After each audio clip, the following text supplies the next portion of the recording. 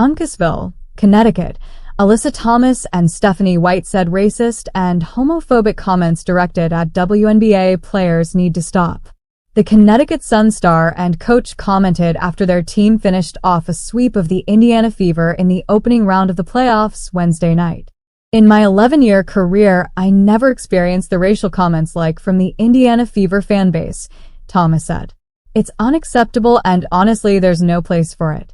We've been professional throughout the whole entire thing, but I've never been called the things that I've been called on social media, and there's no place for it.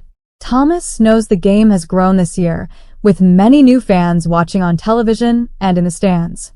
But the All-Star forward doesn't want fans who are disrespectful to the players in the game. Basketball is headed in a great direction, but we don't want fans that are going to degrade us and call us racial things, she said.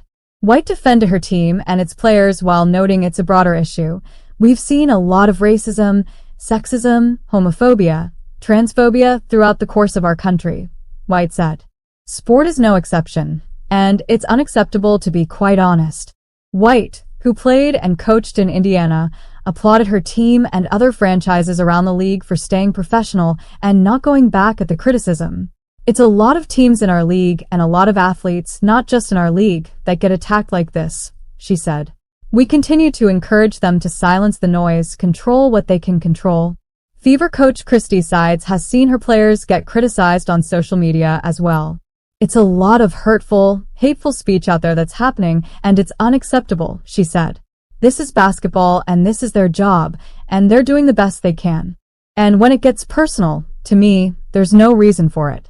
These guys have to listen and watch. Social media is their life. That's just what they do. And they have to read and see these things constantly, and just all the stories that are made up of what people see or think they see. It is just not acceptable when it gets personal. The WNBA issued a statement on social media defending its players shortly after Thomas's and White's post-game comments.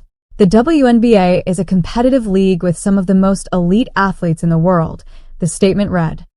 While we welcome a growing fan base, the WNBA will not tolerate racist, derogatory, or threatening comments made about players, teams, and anyone affiliated with the league. The statement added the league would involve law enforcement as necessary. WNBA players and their union spoke out against Commissioner Kathy Engelbert a few weeks ago when she failed to condemn racist and bitter criticism from some fans toward the Caitlin Clark-Angel Reese rivalry during a TV interview. She later clarified